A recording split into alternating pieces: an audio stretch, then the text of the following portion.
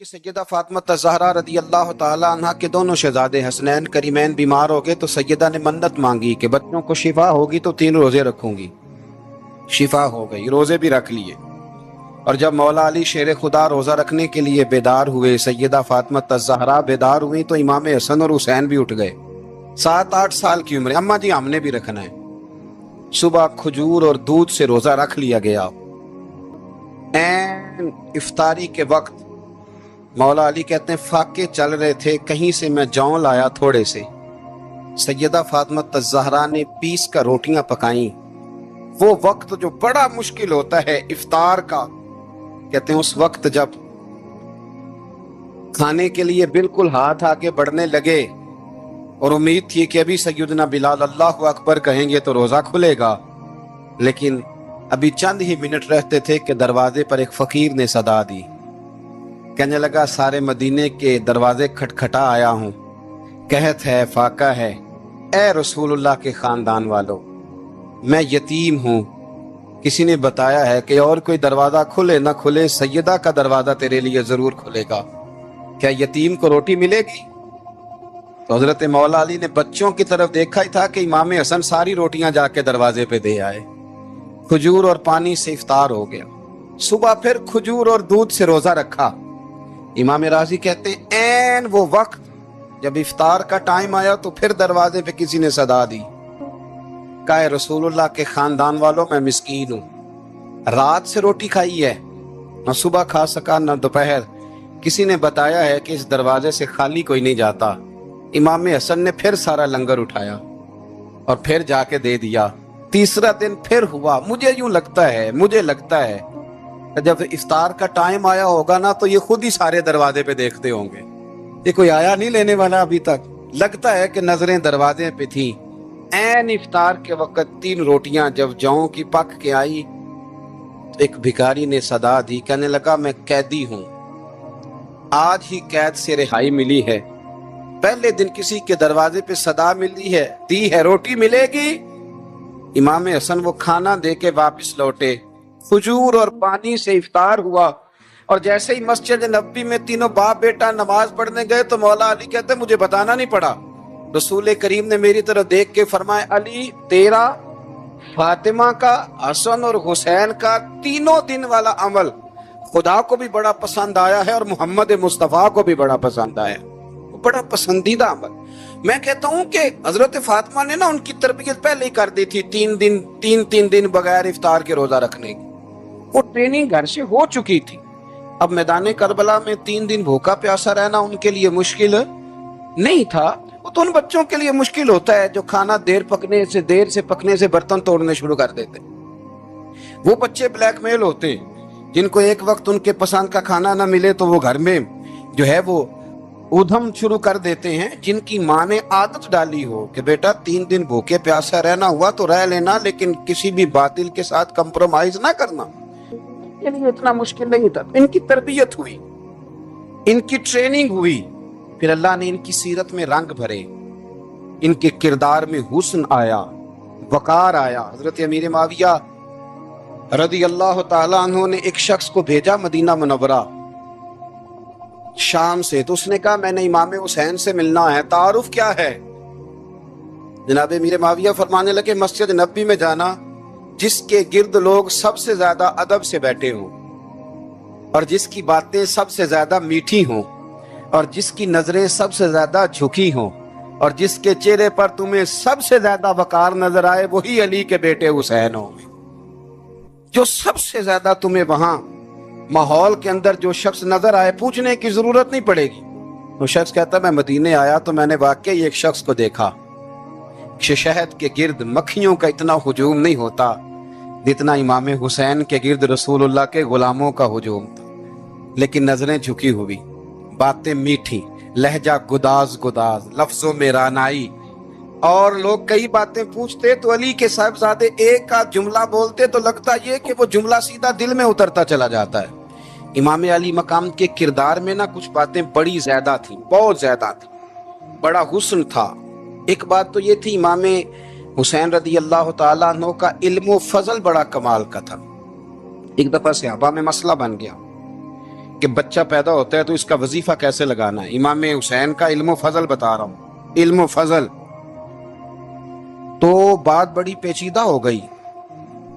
حضرت عبداللہ ابن زبیر کے پاس لوگ آئے، کہنے لگے کہ آپ بڑے صاحب علم و فضل ہیں، آپ نے حضور علیہ الصلوۃ والسلام کے ساتھ وقت گزارا ہے، تو مسئلے کو حل کریں کہ بچہ پیدا ہونے کے بعد حکومت اگر وظیفہ لگائے گی تو کب لگائے گی. جب بحث طول پکڑ گئی، مسئلہ حل نہیں ہوتا تھا، تو حضرت عبداللہ ابن زبیر کہنے لگے ہم سے نہیں حل ہوگا. ایک بندہ ہے جس کے سینے میں رسول اللہ صلی اللہ تعالی علیہ وسلم کے نور نبوت کا فیضان ہے، وہ یہ مسئلہ حل کریں گے. تو کہا وہ کون سے؟ آپ فرمانے لگے جب ہم سے مسائل حل نہیں ہوتے تو ہم ان کے علم سے فائدہ اٹھاتے ہیں. کہا کون ہے؟ کہا جناب امام حسین. تو لوگ حضرت امام حسین کے پاس گئے کہ حضرت یہ ایک مسئلہ الجھ گیا ہے کہ بچہ پیدا ہو تو وظیفہ کب لگانا ہے. فرمایا الجھنے والی بات ہی کوئی نہیں، پیدا ہونے کے بعد جب وہ پہلی دفعہ آواز نکالے تو اس کا وظیفہ لگا دو. اس کا مطلب یہ ہے کہ وہ دنیا میں آ گیا ہے، اس نے اپنے آنے کا اظہار کر دیا ہے، اعلان کر دیا ہے، اب اس کا وظیفہ لگا دو. تو اس پر پھر صحابہ کا اتفاق ہو گیا. امام حسین کے علم سے، فضل سے لوگ فیض اٹھاتے تھے. پھر اس کے ساتھ ساتھ امام حسین کا ذوق عبادت بڑا شاندار تھا، بڑا زبردست ذوق. علامہ جوزی نے لکھا ہے وکان الحسین رضی اللہ تعالی عنہ فاضلا کثیر الصوم والصلاۃ والحج والصدقۃ وافعال الخیر جمیعا. آپ فرماتے ہیں کہ امام حسین زیادہ نمازیں پڑھنے والے تھے، کثرت سے سجدے کرنے والے، کثرت سے روزے رکھنے والے، زیادہ حج کرنے والے، اور امام حسین صدقہ دینے والے اور نیکی کے کاموں میں شدت کرنے والے. امام حسین کا جو ذوق عبادت تھا وہ اتنا شاندار تھا کہ آپ فرض نماز کے علاوہ روزانہ 100 رکعت نماز نفل ادا فرمایا کرتے. اور امام حسین فرماتے زندگی میں کبھی ایسا نہیں ہوا کہ 3 دن گزر گئے اور حسین کا قرآن پاک ختم نہ ہوا. 25 حج کیے امام حسین نے مدینہ منورہ سے مکہ مکرمہ پیدل جا کے، 25 حج. اب تو نسبت والے لوگوں کو عبادت کی ضرورت نہیں نا، اللہ ماشاءاللہ کہتے ہیں نسبت بڑی ہے. بھئی جن کی نسبت اتنی خاص تھی کہ حضور نے فرمایا یہ فاطمہ کے نہیں میرے بیٹے ہیں، ان کا تو حال یہ ہے کہ فرض کے علاوہ 100 نفل، 3 دن سے پہلے ختم قرآن پاک، 25 حج فرمائے. تو کس نسبت کی بات کرتا ہے؟ یہ نسبتیں تو ہیں جو انسان کو عبادت کے قریب کرتی ہیں. لوگوں نے معیار ہی بدل دیا ہے. حضرت سیدنا امام حسین کی شہادت کے بعد حضرت عبداللہ ابن زبیر رضی اللہ تعالیٰ عنہ نے قاتلان حسین سے خطاب کیا اور فرمانے لگے اللہ کی قسم تم نے اس شخص کو شہید کیا ہے جو راتوں کو لمبے لمبے قیام کرتا تھا، اور تم نے اس شخص کو شہید کیا ہے جس سے میں دن میں جب بھی ملتا تھا تو وہ روزے سے ہوتا تھا. تم نے اس شخص کو شہید کیا جو قائم اللیل تھا، صائم الدہر تھا، اس شخص کو تم نے شہید کیا. آپ کو پتہ ہے کہ میدان کربلا میں جب 9 محرم کو ابن سعد نے امام حسین سے کہا کہ جنگ کرو اگر یزید کی بیعت نہیں کرنی، تو امام حسین نے فرمایا 1 رات کی مہلت دے دو، 1 رات کی مہلت دے دو. حضرت امام زین العابدین کہتے ہیں میں نے اپنے والد گرامی سے عرض کی کہ ابا جی آپ جہاد سے دور جانے والے تو ہیں نہیں، آپ تو جہاد سے پیار کرنے والے، اور یہ بھی پتہ ہے مجھے کہ یہ جنگ اب ہو کے رہے گی، تو 1 رات کی مہلت دینے کا معنی کیا ہے؟ بھئی کل بھی لڑنا ہے اور رات بھی لڑنا ہے، ابا جی 1 رات کی مہلت. سیدنا امام حسین رضی اللہ تعالیٰ عنہ فرمانے لگے بیٹا رات کی مہلت اس لیے لی ہے کہ میں آج رات کھل کے اپنے رب کی عبادت کروں، میں استغفار کروں، میں لمبے سجدے کروں. اور کہا زین العابدین تو جانتا ہے نا کہ مجھے نماز سے، تلاوت سے، دعا سے اور استغفار سے بڑا پیار ہے. نماز سے مجھے پیار ہے، دعا سے مجھے پیار ہے، استغفار سے مجھے پیار ہے. فرمایا بیٹا میں نے اس لیے نہیں کہ میں چاہتا ہوں 1 رات اور دنیا میں رہوں. تو امام زین العابدین فرماتے ہیں امام علی مقام نے سجدے پہلے بھی بڑے کیے، پر 9-10 کی درمیانی رات جو ان کے سجدے تھے وہ میں نے کبھی نہیں دیکھے. فرماتے ہیں تیمم کے ساتھ وہ رات کی جو عبادتوں کا رنگ تھا وہ میں نے کبھی نہیں دیکھا. امام علی مقام کا عبادت کا ذوق تھا، شوق تھا، لذت تھی. آپ یقین کریں ایسے ایسے عجیب بہانے ہم لوگوں کہتے ہیں میرا نماز میں دل نہیں لگتا، تو میں کہتا ہوں تیرا گپ شپ میں کس طرح لگتا ہے؟ تیرا موبائل پہ کیسے لگتا ہے بھائی؟ یہ تو بھائی ذوق کی بات ہے۔ امام حسین کہتے ہیں مجھے قرآن پاک سے پیار ہے، مجھے تلاوت سے پیار ہے، مجھے دعا سے پیار ہے، مجھے استغفار سے پیار۔ بھائی جس کو جس چیز سے پیار ہوگا دل لگ جائے گا۔ ہم نے کبھی پیار کیا ہی نہیں اس سے۔ جن چیزوں سے پیار ہے وہاں دل لگ جاتا ہے۔ یہ ایک بہانہ ہے، ورنہ کثرت سے عبادت کرنا، ذوق پیدا کرنا، یہ تو اہل اللہ کا طریقہ ہے۔ والذین یبیتون لربہم سجدا وقیاما، رب کے بندوں کی علامت یہ ہے کہ وہ راتیں سجدے اور قیام میں گزار دیتے ہیں۔ تو امام حسین کی سیرت کا کمال ہے کہ ذوق عبادت رکھتے تھے۔ دوسری بات جو امام علی مقام کی سیرت میں بڑی شاندار ہے وہ یہ ہے کہ سخی بڑے تھے۔ ایک قول سنانا ہے آپ کو امام حسین کا، اور خواہش میری یہ ہے کہ میرے حاضرین اور ناظرین اس قول کو رٹا لگا کے یاد کریں، اس قول کو انشاءاللہ۔ یہ قول جو امام حسین کا ہے نا جی، یہ جس دن مجھے ملا تھا نا تو میں نے بھی رٹا لگا کے یاد کیا تھا، اور میرے پاس جتنی ڈائریاں ہیں شاید میں نے سب میں لکھا ہے۔ امام علی مقام رضی اللہ تعالیٰ عنہ فرماتے تھے اللہ کی رضا کے لیے کسی شخص کی ایک حاجت پوری کر دینا ایک مہینہ مسجد میں اعتکاف کرنے سے زیادہ درجہ رکھتا ہے۔ ایک بندے کی ایک حاجت پوری کر دینا ایک مہینہ پورا مسجد میں اعتکاف کرنے سے زیادہ درجہ رکھتا ہے۔ خدا کے بندے تو ہیں ہزاروں اور بنوں میں پھرتے ہیں مارے مارے، میں اس کا بندہ بنوں گا جس کو خدا کے بندوں سے پیار ہوگا۔ کسی بندے کی ایک حاجت پوری کرنا ایک مہینہ اعتکاف میں بیٹھنے سے زیادہ افضل ہے۔ اسی لیے تو میرے حبیب کریم علیہ السلام نے فرمایا تو رب کے بندوں کی حاجتیں پوری کرنے میں لگ جا، رب تیری حاجتیں پوری فرما دے گا۔ امام علی مقام فرماتے تھے ایک حاجت کسی کی پوری کرو۔ حضرت جناب سیدہ زینب بنت ابی رافع کہتی ہیں کہ سیدہ فاطمہ الزہرا نا ایک دن اپنے دونوں شہزادوں کو لے کے، جب حضور کی طبیعت مبارک بظاہر علیل تھی جس میں حضور کا وصال ہوا، دونوں شہزادے لے کے سیدہ فاطمہ نبی کریم کی بارگاہ میں گئی، کہنے لگی یا رسول اللہ میرے بچوں کو کچھ دیجئے۔ سیدہ پاک تو حضور اٹھ کے بیٹھ گئے، اس کندھے سے امام حسن کو لگایا اور اس سے امام حسین کو لگایا اور فرمایا فاطمہ یہ جو میرا حسن ہے نا اس کو میں اپنی ہیبت اور سرداری دیتا ہوں، اور فرمایا یہ جو میرا حسین ہے نا حسین کو میں اپنی جرت اور سخاوت دیتا ہوں۔ میرا حسین جرت مند ہوگا اور سخی ہوگا۔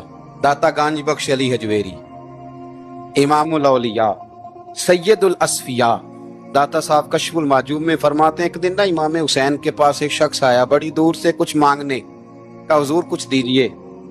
وہ شخص کہتا ہے کہ میرا ظرف یہ تھا کہ 4-5 دینار ملیں گے۔ تو امام حسین فرمانے لگے تھوڑی دیر بیٹھ جا، رزق آ رہا ہے۔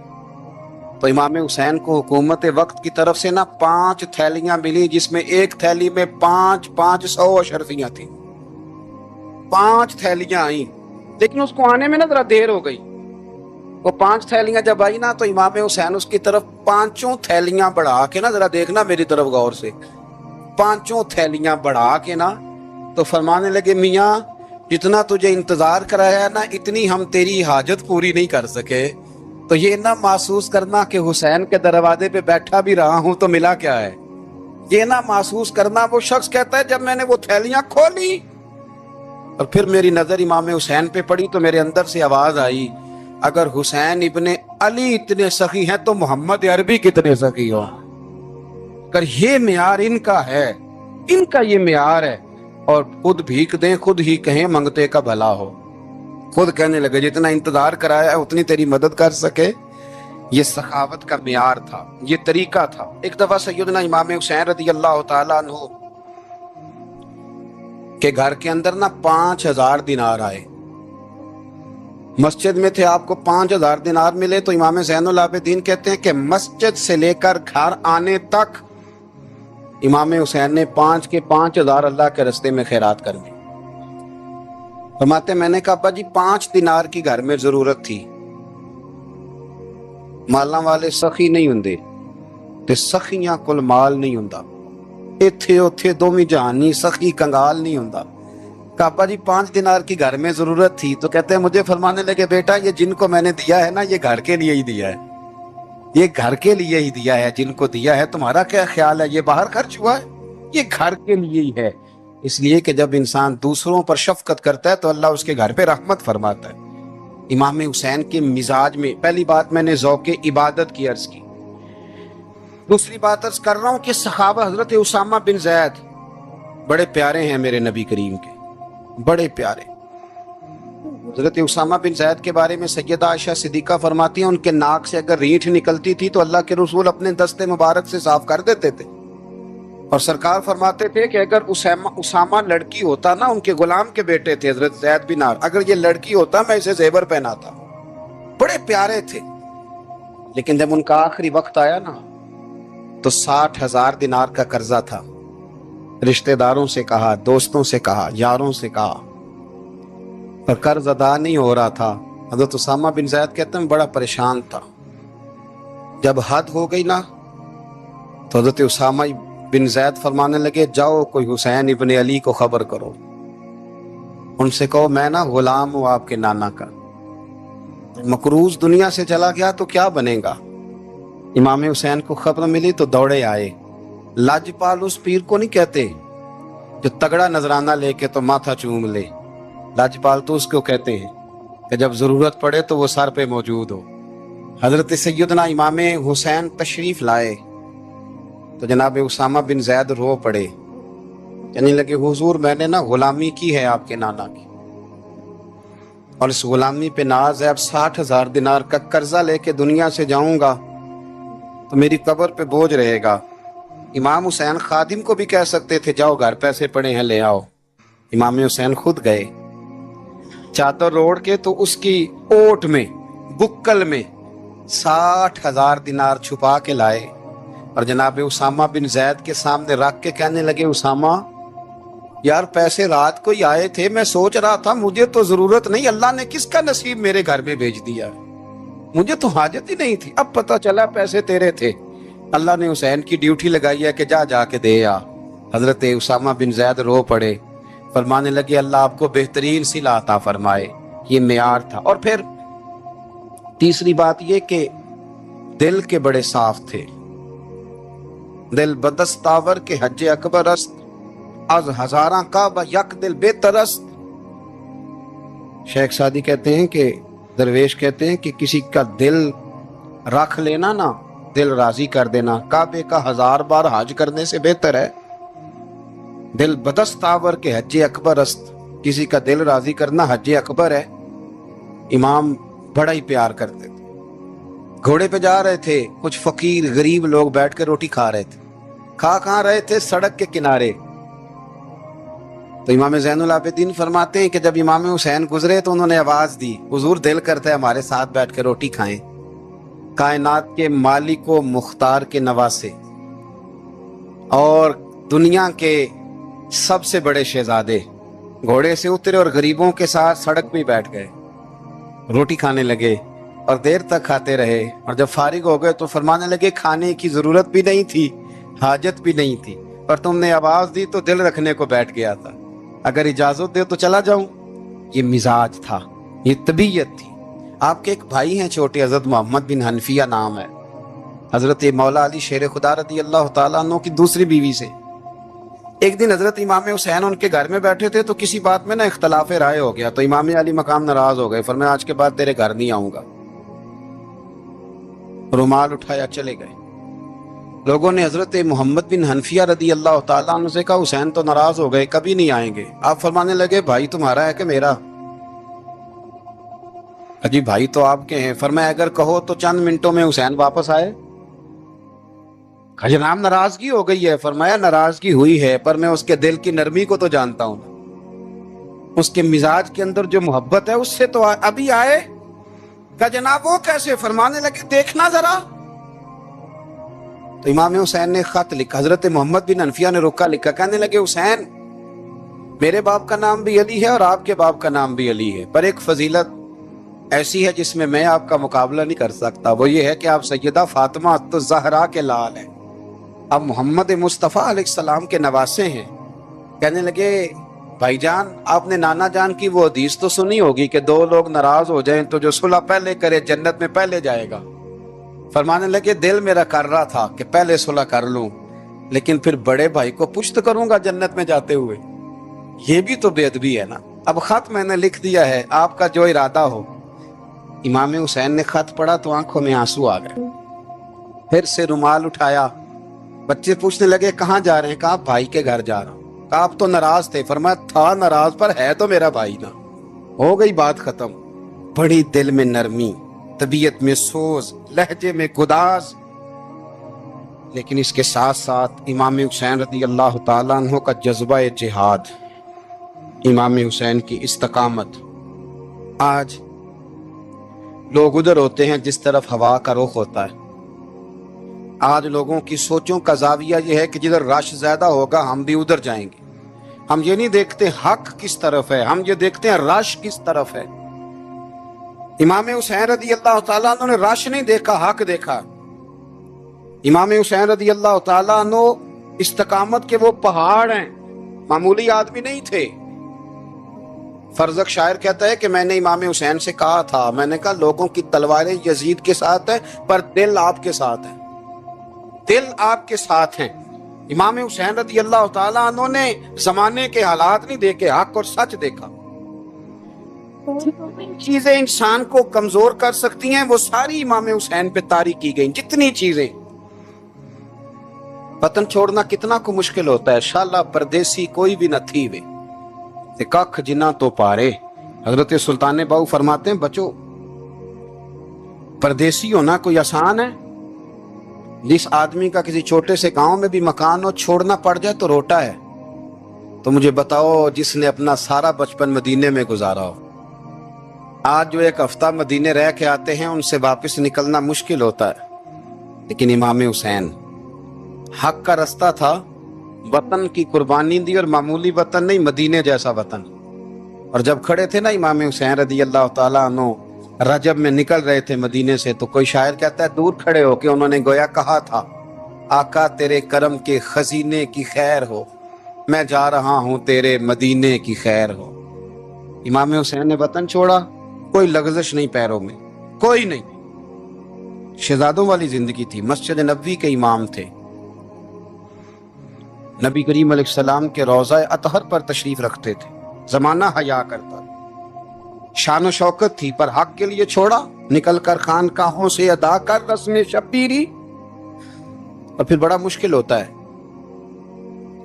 جس شخص کے ساتھ بچے اور عورتیں ہوں وہ تو یہ کہہ کے لڑائی سے جان چھڑاتا ہے کہ میرے ساتھ فیملی ہے، نہ ہوتی تو تجھے بتاتا. پر امام حسین کو اولاد بھی کمزور نہیں کر سکی.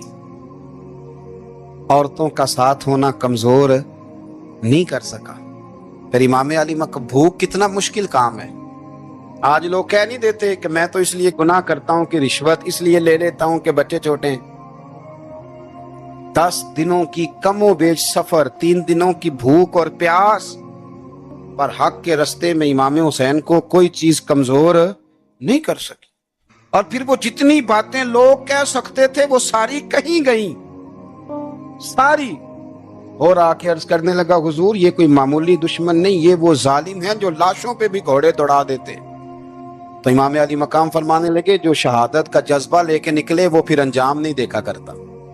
وہ انجام، وہ جتنی چیزیں جو استقامت کے رستے میں آ سکتی ہیں وہ ساری چیزیں رستے میں آئیں، پر امام علی مقام نے کسی چیز کی پرواہ نہیں کی.